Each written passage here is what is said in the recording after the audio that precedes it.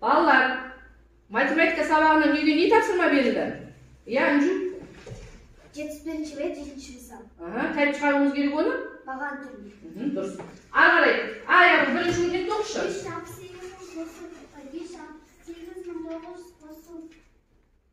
548 мәні 569.448. Баспама қатысы алып бағаланды шыққан. Дұрыс па? Ары қарай кеттік. Айлан оты келесін. 80.000-ні азайтамыз 54.830-ға. Мәні 25.142.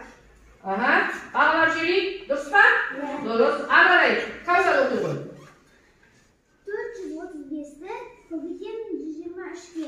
Мәні 54.505. Дұрыс па? Дұрыс па?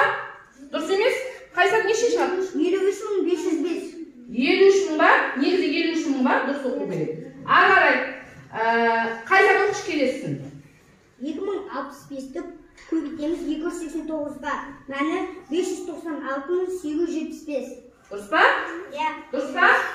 Қатема? Қанша шығу керек? 44.900. Алай.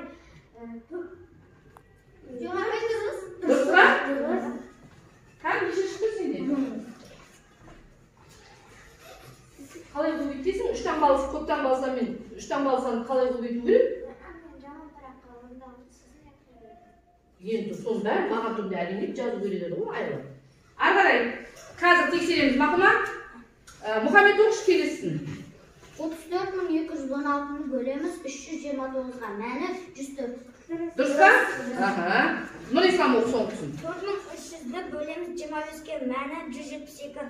Дұрыс па? Дұрыс па? Бізде қазір қайсаттың ғана тексереміз, оны сабақтың соңында тексереміз. Мақыма. Бүгінгі тақырыбымыз таңдап алу тәсілімен шығарылатын комбинаторлық есептер деген тақырыпты өтеміз. Енді жақсылап видео түсіндірмені тамашалап алайық. Балалар, енді мына жерге назар аударыңдар, мен қазір видеоны қосам, жақсылап тыңдаймыз, жарай ма?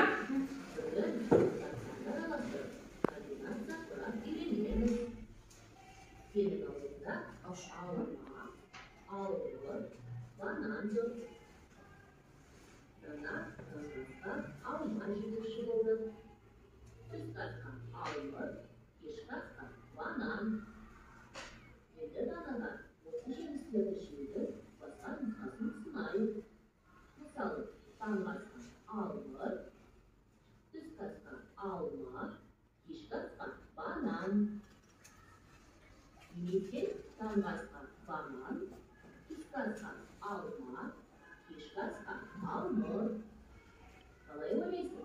Осы жемістерді асқа пайдаланудың басқа нұсқалары бар ма? Дұрыс, бар. Тағы қалай қолданса болады? Қарастырып көрейік. Басқа нұсқалары жоқ. Таңдасқа алманы нешеде қолданды? Назар аудар. Дұрыс, екі рет. Тұтқасқа алманы нешеде қолданды? Екі рет. Ешқасқа алманы нешеде қолданды? Дұрыс, екі рет. Енді алмұрттарды қарап шығайық. Банандарды қарап шығайық. Біз үш түрлі заттарды үш үшген комбинациясының нұсқаларын құрастырдық. Бұндай нұсқалар алтау. Балалар, сонымен енді балалар түсініңдер ғой, комбинаторлық есептер дегеніміз өзі белгілі бір жүйемен іске асатын тапсырмалар. Ол былайша айтқанда адамның логикасына байланысты. Комбинаторлық тапсырмаларды орындағанда балалар ең бірінші әр нәрсенің өзінің реті болады, жүйесі болады. Әр жерден құрастыруға болмайды. Мысалы, жаңа байқап отырсыңдар, бірінші алманы қойып алды, одан кейін алмұртты, сосын кейін барып бананды қойып, қыздың бір күндік ас мәзірін құрастырды. Біз қазір осындай тапсырмаларды орындаймыз. Бірінші сендерді орындау үшін мен сендерге қазір көмектесе отырып орындаймыз. Бізде баулау әдісі арқылы алдыларында мен барлықтарына мынандай беріп қойдым. Міне көрдіңдер ме? Дайын қағаз беріп қойдым, түстер картасы. Енді бұл жерде суретшіге суретшіге біз екі күздің бейнесін салу үшін екі түсті таңдауға неше нұсқасы бар. Соны біз тауып көмектесуіміз керек. Түсіндіңіздер ме? Екі түспен салу керек суретші күздің суретін. Неше нұсқада таңдап алуға болады екен. Оны міне балалар мына жерде көріңдер, кәдімгі картинкенің бауын өткізгендей қылып, қанша нұсқада біз суретшіге екі түспен сурет салу керек екенін нұсқасын тауып береміз. Түсіндіңіздер ме? Ал басталды. Кәдімгі орындаңыз. Жүйе керек балалар. Әр жерде құрастыруға болмайды, иә? Алдынан айналдырмайсыз. Не yaptın? Sen.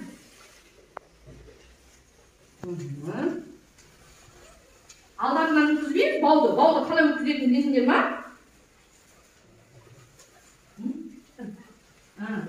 Taqып ал, енді.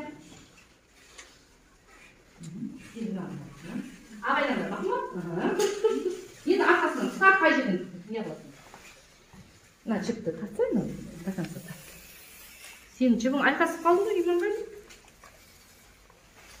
Сәкенгеміздің бауы әдемі болу үшін бізде реті мен неғым керек. Балдар, сендер бір шетінен байқап отырсыңдар ма? Сендер үйде өз беттеріңше жұмыс жасайсыңдар ма, жасамайсыңдар?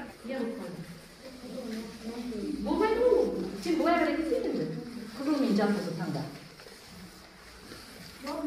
Қайттан көкті ала бересің ба? Көкті үш рет алып тұр. Кән тақтаға іш. Нұрислам.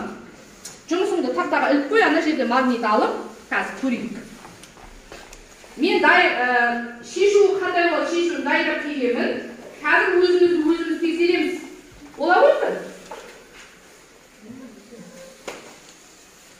Екі магнитпен ұстасың. Кән? Сымбат.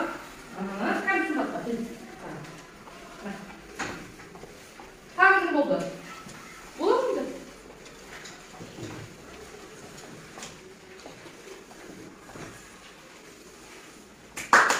Кел, анадан магнит алып, екі магнит алып іліңдер. Қайсам мына шетіне беру. Болды, шайсам.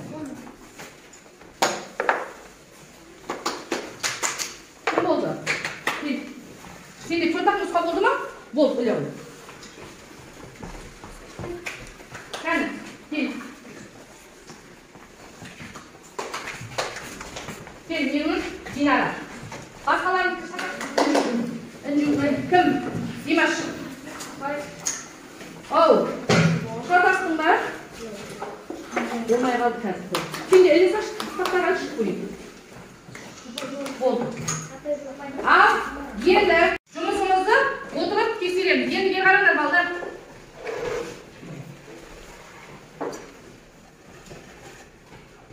Негізінде есептің шешуі мынандай. Мына есептің шешуі. Біздің бауымыз осылай өткізілу керек. Көкпен қызылды таңдаймыз. Сосын кейін көкпен жасылды, көкпен сарыны. Енді қызылға өтеміз. Қызылмен жасылды, қызылмен сарыны. Сосын жасылмен сарыны. Міне мына жерде менше балалар негізі өзі алтақ нұсқасы болады. Мынау кімдікі? Мынау шатасыпты. Мынау кімдікі? Мынау дұрыс. Мынау кімдікі? Сымбатты, дұрыс. Мынау жүдә шатасып жетті. Жүйе болмапты. Мына жұмыста да жүйе жоқ. Мынада да жүйе жоқ. Мынау төртақ нұсқасын құрашыпты. Негізі алты нұсқа болу керек. Мынауныкі дұрыс. Мынау кімдікі? Мынау кімдікі? Қайсар ма? Қайсардікі дұрыс. Мынада да жүйе жоқ. Шатастырып кеткесің бәрін бір-біріне. Мынау кімдікі? Мынау ең соңғысы. Мынау. Кімдікі мынау? Мұхаммедтікі ма? Дұрыс. Енді мына кімдікі? Ерсайын сенікі шатасып кетіпті. Айқастырып өткізіп жіберіпсің бауырдан. Мынау кімдікі? Динаранікі ма? Динара сен 7-8 қайталай беріпсің ғой? Мына мынау. Қызылмен көкті қайтадан қайталапсың. Бізге барлығы неше мүмкіндігі бар, соны табу керек. Түсіндік па? Енді бір шетке қоямыз. Түстер картасын. Енді ары қарай келесі тапсырмамызға көшеміз. Енді екінші тапсырманы ұстаңдар кітаптан. Екінші тапсырма бізде екі тапсырмасы бар. Екінші мысалдың екі тапсырмасы бар. Болды, шнуровканы қоямыз, балалауды. Айлан, қазір сабақтан кейін не қылып берем ма? Реттейміз. Маған дауыста екінші мысалдың берілгенін оқиды. Баласы оқыш, асын оқыңдар.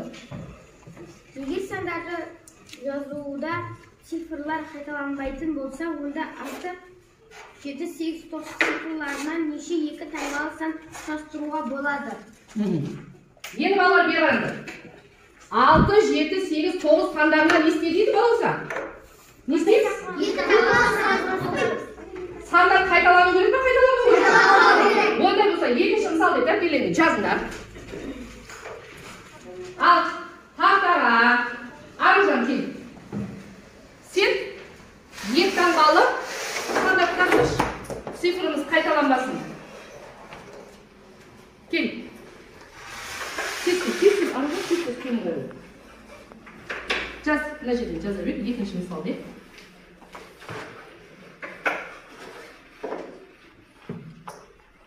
Тақтадан бұрын орындаған адам не істейді? Оғыл шапалаққа. Ал кәні, болды.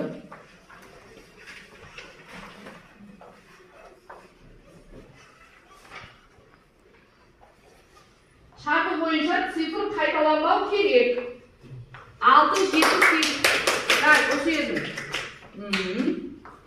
Кәні. Дұрыс. Кәні. Дұрыс, тамаша.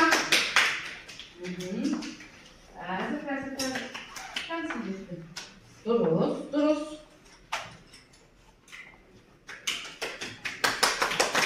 Бол. Бәріміздің өзіңді бар дейм, Кәні, ал бәріміз кімді тексерейік? Аружанды. Қараңдар.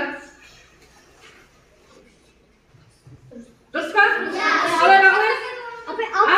67, не ақ екі рет жазып қойдым? 67 мына жерде тұр. Шатастың ба? Келесі жолы мұқият орында, я? Аружанды бағалайықшы. Дұрыс па? Жақсы ма? Қайталанбаған ба сан? 97 болу керек екен мына жерде, я? Болды. Ары қарай енді оқышы берілген. Әр нұсқасын берілген әлемі болды. Жазуға цифрлар қайталанатын болса, онда 1, 2, 3, 4 цифр орнынан неше екі таңбалы сан құрастыруға болады? Санда цифрлар не істеу керек? Қайталану керек па, қайталанбау керек па? Қайталану керек па, қайталанбау керек? Қой? Қайталануға болады. Түсініп оқу керек қой. Ал кел, Әлинұр. Қайталануға болады, цифрларды қайталауға болады. Бағана біз қайталанбау керек. Әлі жүрміз. Ал тақтадан бұрын орындағанымыз қол соғамыз.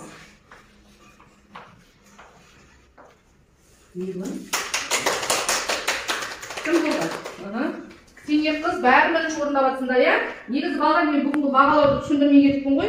Тапсырманың бәрін дұрыс орындағандар, тез орындағандар, жақсы бағалар, я? Дәптеріміз көрген болу керек, кәні?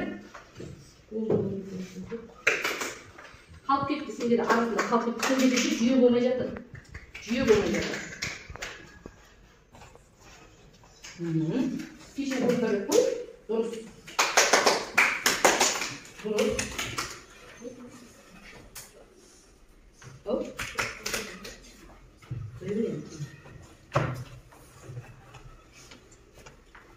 Кәні.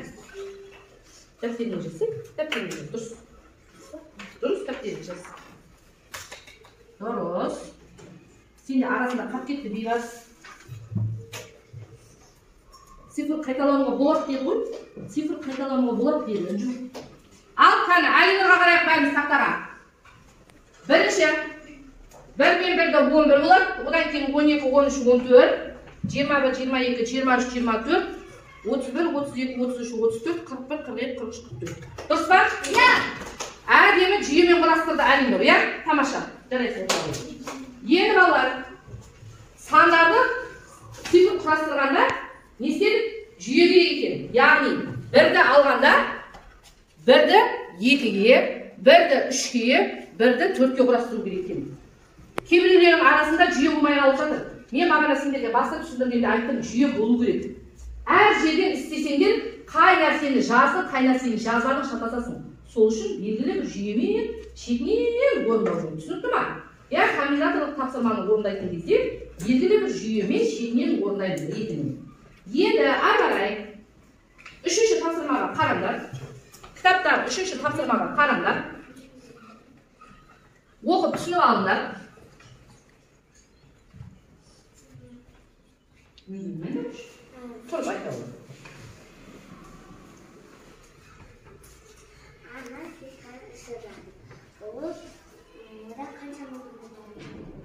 Фишканы қандай ондай суретке бар? Кемпір қосақ пен күннің суреті бар, мынандай фишкасы бар. Арманның, бұл енді балдар отыра ғой. Бұл енді қазір өз беттерінше отырып, әрқайсысын бір лақтырасың. Не түсті? Дәптеріне соны жазасың. Екінші рет лақтырасың. Не түсті? Соны жазасың. Үшінші рет лақтырасың. Не түсті? Соны жазасың. Сонымен 3 нұсқа құрастырамыз. Түсіндік па? Қазір әр оқушы бір фишкадан алып алыңдар. Әр оқушы бір фишка. Енді балалар былай жазамыз. Үшінші мысал еді. Бер қараңдар балалар. Бізде неше нұсқа құрастыру керекпіз? 3 нұсқа құрастырайық. Бірінші нұсқа, екінші нұсқа, үшінші нұсқа. Енді қазір мен сендерге бір несін көрсетейін. Артылды ма фишка? Мысалы, былай болады. Апай, маған жетпей. Мына бер жеріңдер. Ашылаңдар. Бер қараңдар, міне. Бер қара, қалай орындаймыз? Бұл. Бер қараймыз. Былай болады, міне балалар. Фишканы қатты лақтырмаңдар, дөңгелеп кетпесін мысалы. Бүйтіп. Менде бірінші күн түсті. Мына жерге күн деп жатыр. Я бір нұсқаның өзіне 3 рет. Одан кейін тағы бір лақтырамын. Тағы да күн түсті. Тағы да күн түсті. Тоқта. Тағы бір лақтырамын. Тағы да күн түсті. Дұрыс па? Ал енді екінші, үшінші нұсқада әр нұсқаның өзін 3 рет лақтырамыз. Ал бастаңдар. Түсініңдер ма?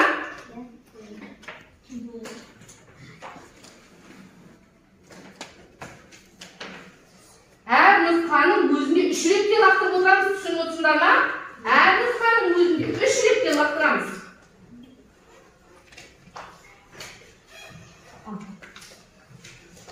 Айналдырып лақтырсай.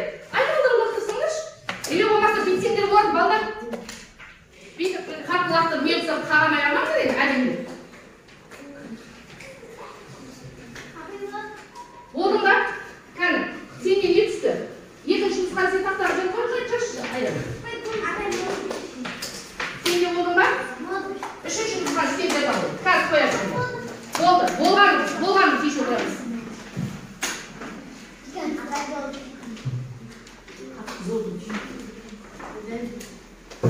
Кән тақтаға қарайықшы. Болды.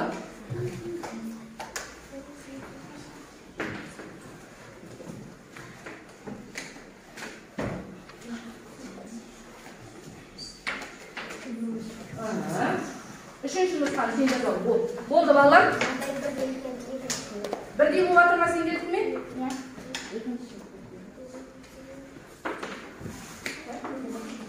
Басқаша болды ма сендер?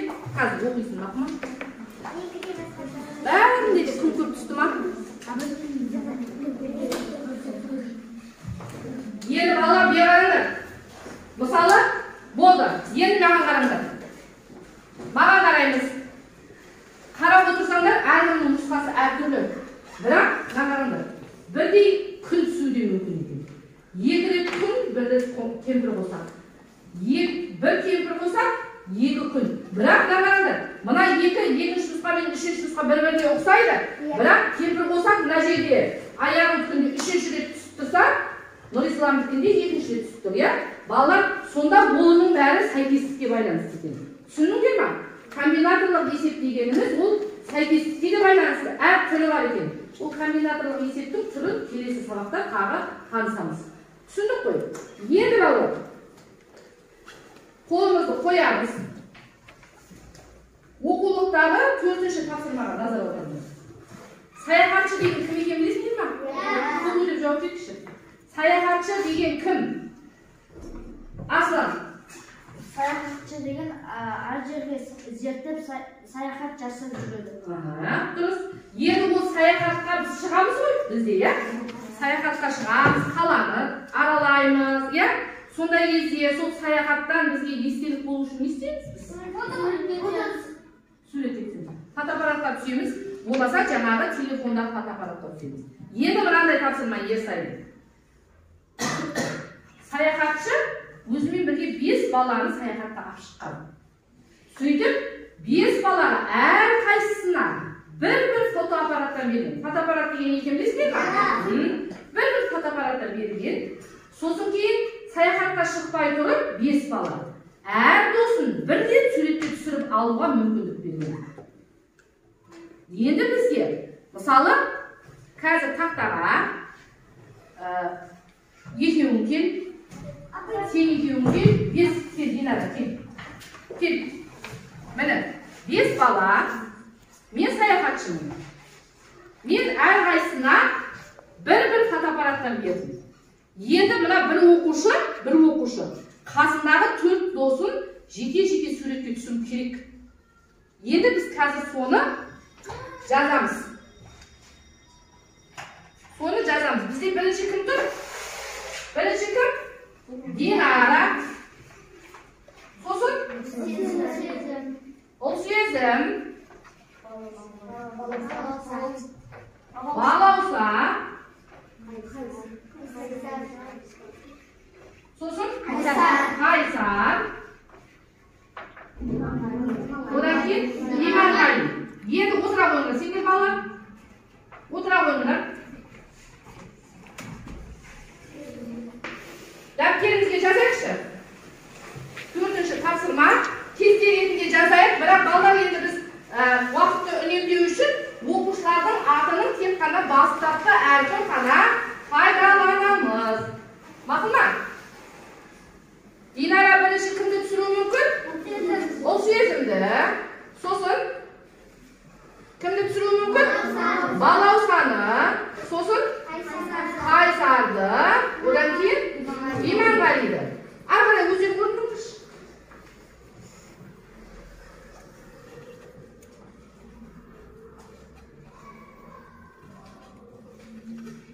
Балдардың атын бас әрпін ғана жазамыз дедім, балдар. Дейді тұрсын. Нұрислам, сен плюс белгісін қойып істепсің, я? Тамаша.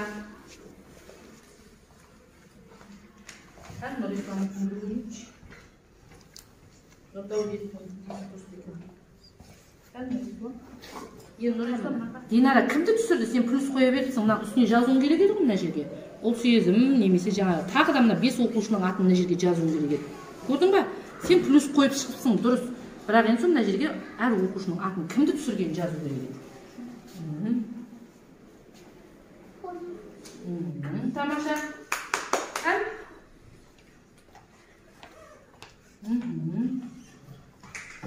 Дұрыс.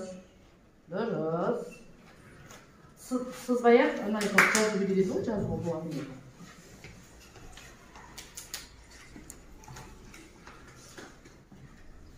Дұрыс. Ал, Қайсар, сен айтшы, Ұлсезім кім-кімді түсіруі мүмкін? Балауса, Қайсар, Иманғали, Динара. Динара. Кім? Мұхаммед. Балауса кім-кімді түсіруі мүмкін? Қайсар мен Иманғали түсіреді, ана Динара мен Ұлсезім түсірмей ме? Түсіреді ғой, 4 оқушы. Сонда бала берғаныңдар, әр бала неше оқушыдан суретке түсіріп тұр? 4 оқушыдан. Түсініп тұрсыңдар ма?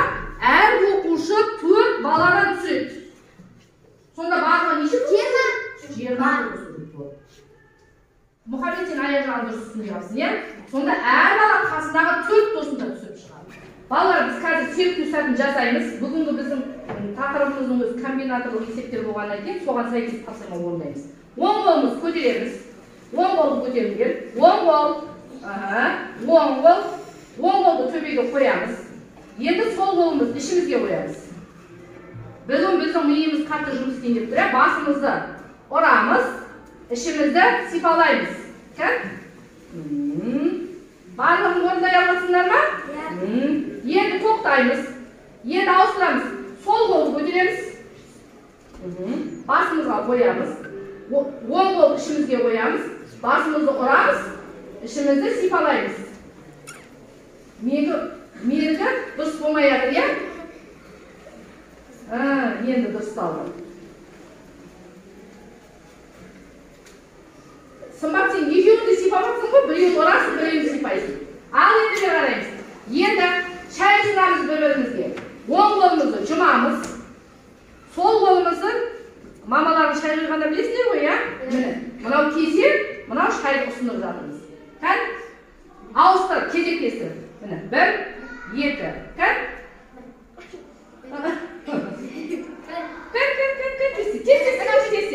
Тез. Қолымызды кесенің астынан, Нұрислам, кесенің астынан, сен қолың кесенің үстіне шығып кетіп жатыр ғой? Сәл тез. Апай, міне. Бола ма екен? Міне, балалар, бұның бәрін нені білдіріп жатыр?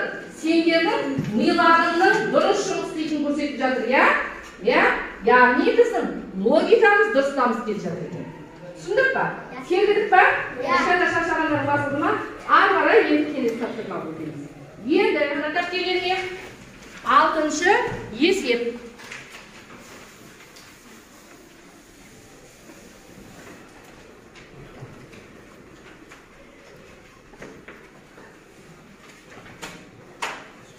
Алтыншы есепте бізге сызба берілген. Сызбаға қарап отырып біз қазір не істеуіміз керек? Есептер құрастыруымыз керек. Енді бұл есепті мен қазір жұптық тапсырма ретінде беремін. Әркімнің сызбасы әртүрлі.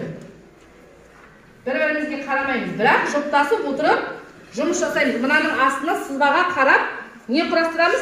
Есептің шартын құрамыз, сосын сұрағын қойып шешуін табамыз. Біреу алып қалды, қалған атқары жібер. Біреу алып қалды. Мына екінші қатардан атылса, үшінші қатарға өткізілмей. Мақұл, атылған үшінші қатарға беріңдер. Біткен жұп, бірінші не істейміз? Қол соғамыз, сосын соны тексереміз. Ал, басталды. Жұмыс басталды. Жаза беріп, қараққа жаза беріп. Болды, бастай беріңіз. Ал.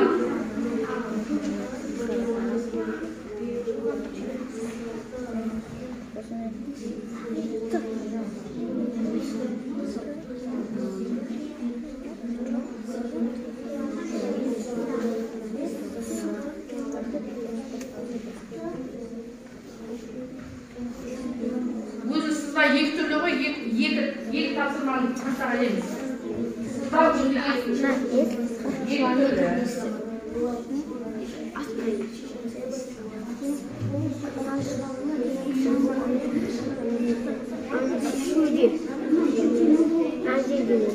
Балалар, формуланы ұмытпаймыз.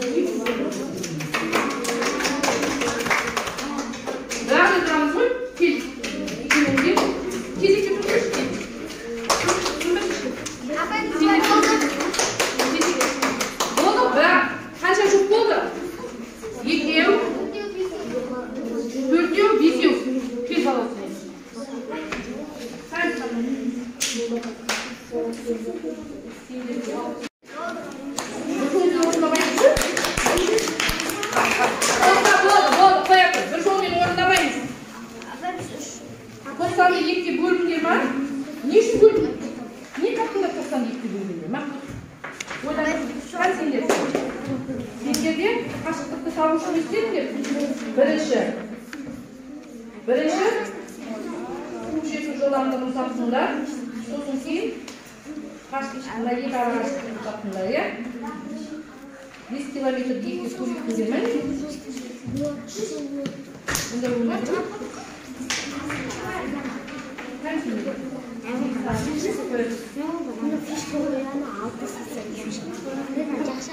Балалар, бері қараңдаршы.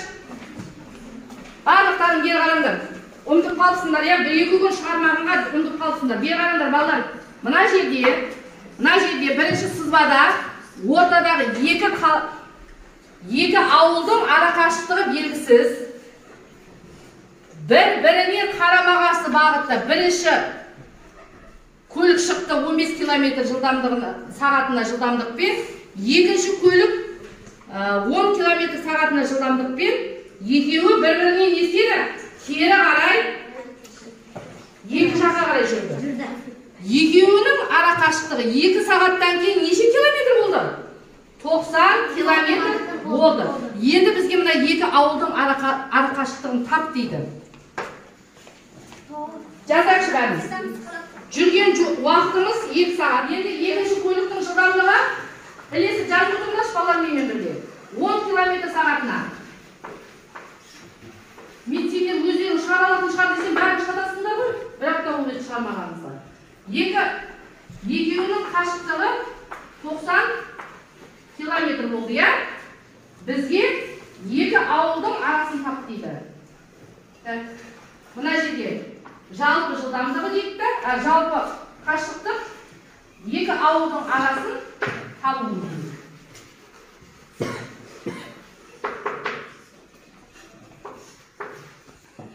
Енді қараңыз. Болдыңдар ма? Жылдамдық қозғалысқа байланысты есепті қайталауымыз керек екен, иә? Ұмытай кетсіңдер.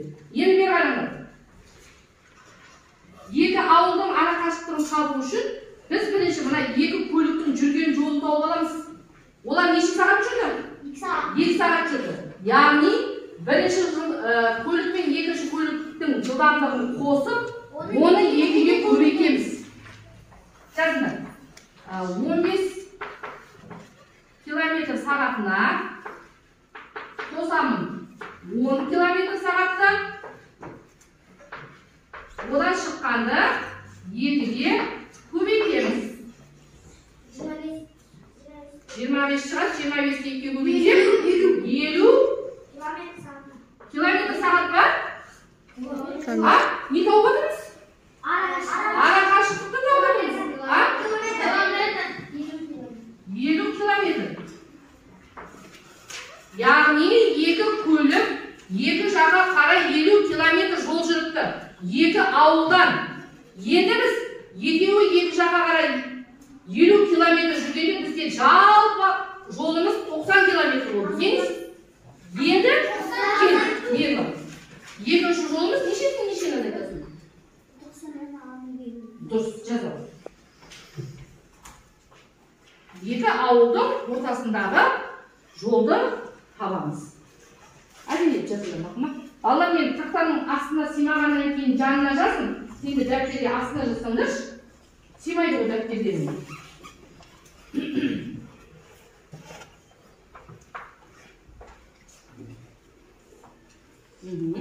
Жауабын жазalım. Сонда екі ауылдың арасы қанша екен? 40 км. 40 км екен. Түсіндіңдер ма? Иә.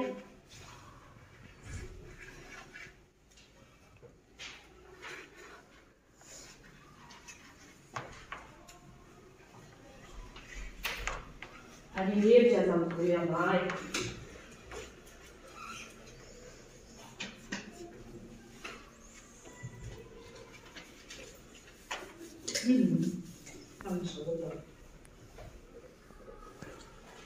Жазбамды.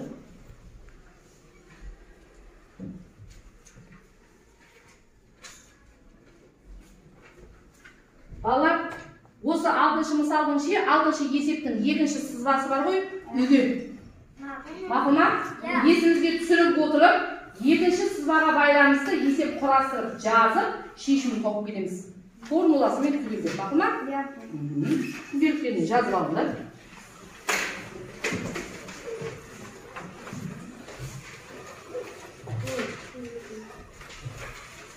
Болады, болады.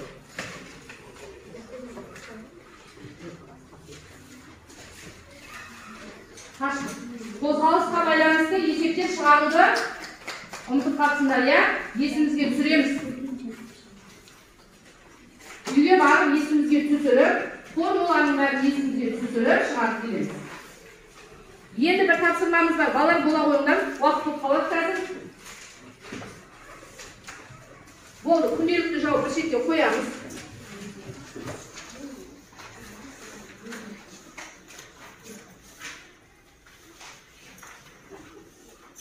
Болдыңдар ма? Енді жетінші мысал. Жетінші мысал. Жазыңдар дәптерлеріңе жетінші мысал.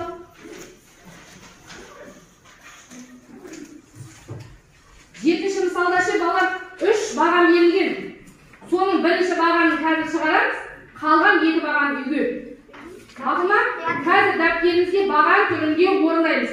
Тек қана бірінші бағаны. Бірінші бағаны дегеніміз қайсы? 100.000 азайту 895. Болды, ал, басталды. Тақтаға. Так, Құттыбай Үнжушық. Зереш. Екеуің екі жерге орындаңдар, екі тақтаға. Ана.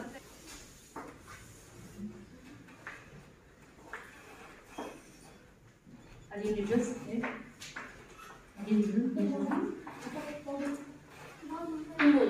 Вот, өзіңді тақтамен тексер, бақы ма? Болсаң, өзіңді тақтамен тексер алың.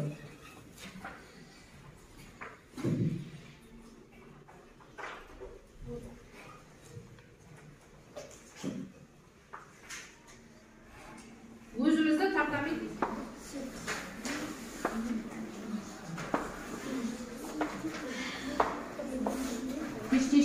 бала. Тыныш.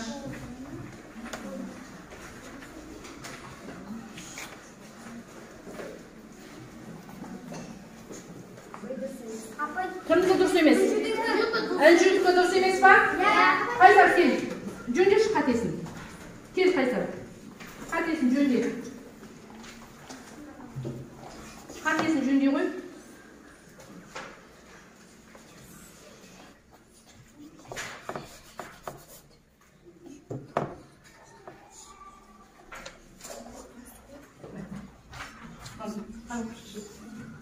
Жасылдан екеуден қойып шық.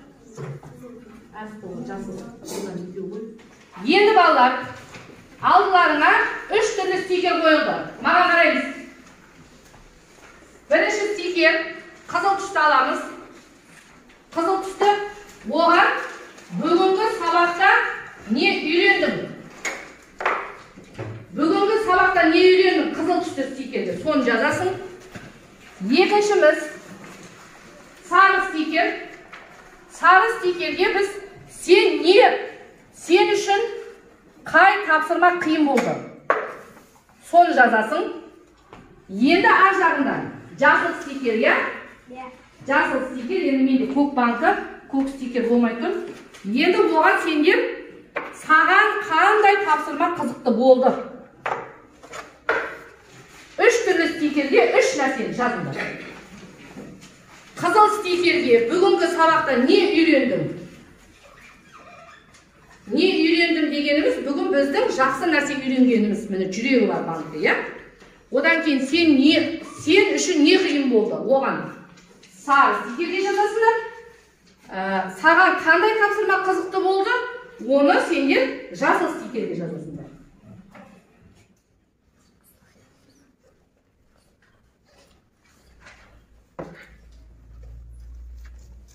Қызылға саған не ұнады? Не үйрендің? Соны жазасың. Сарыға қиын болған нәрсені жазасың. Жасылға қызық болған нәрсені жазасың.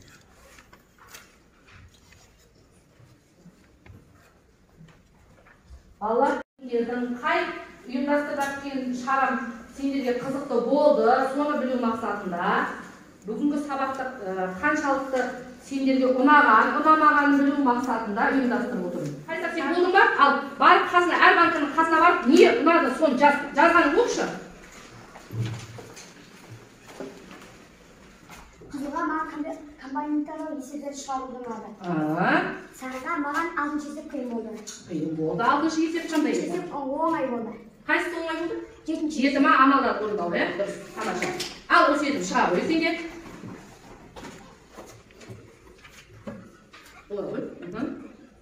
Саған не үйрендің бұл сен? Даусын қатты шығар. Не үйрендің? Бүгін мен бір-бірімен топтастырдым. Комбинаторлық есеп шығару үйрендің, иә? Ары қарай? Қай тапсырма қиын болды? Маған ешқандай тапсырма қиын болған. Тамаша. Ары қарай? Қай тапсырма қызық болды? Маған жіпке өткізу деген. Жіп, баулау тапсырмасы қиын қызық болды, иә? Тағы да айлар шығару.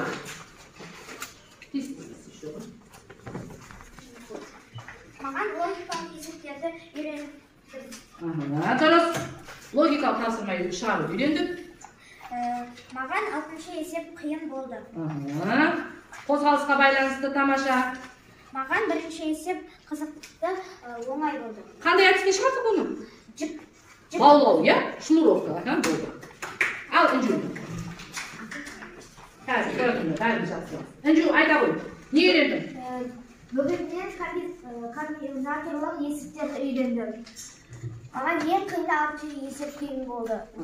Маған екінші тапсырма және байлау тәсілі қатты ұнады. Баулау тәсілі. Вот, балалар, енді қазір мына жерде қарап отырсам, сендерге көбінесе мына жерде төрт оқушы шықты ғой.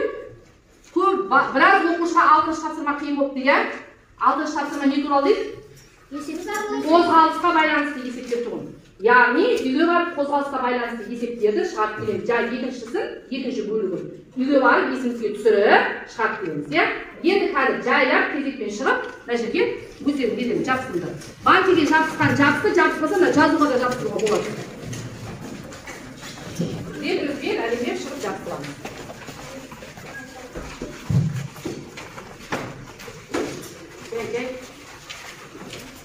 Кезекпен. Былай қарай түсіндеш, балдар. Жаңа комбинаторлық есеп сияқты сендерде де жүйе болмай жатыр ғой. Былай түсіндеш, жүйемен, былай қарай. Міне, жүйемен жүр. Кезекпен.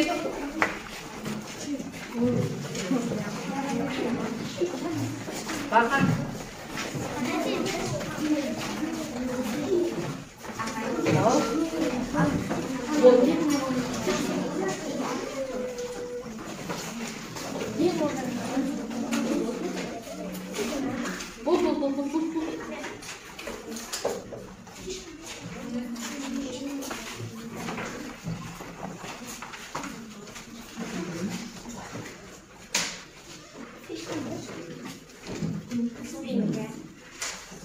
Енді балалар, бүгінгі сабаққа жақсы қатысқандар, ол сезім, Қайсар жақсы қатысты, тақтаға Мейірлан, қозғалысқа байланысты мен түсіндіргеннен кейін есіңе түсті, иә?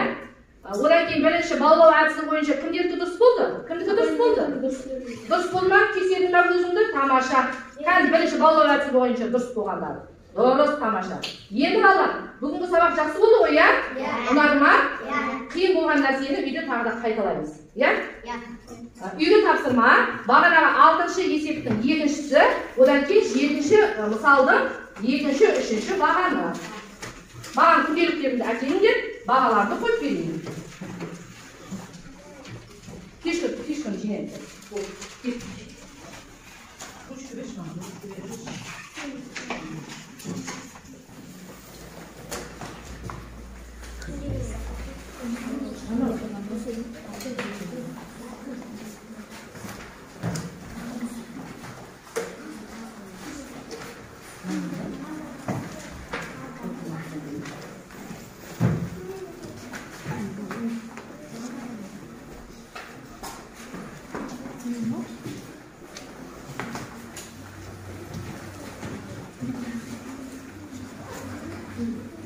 Bana kamera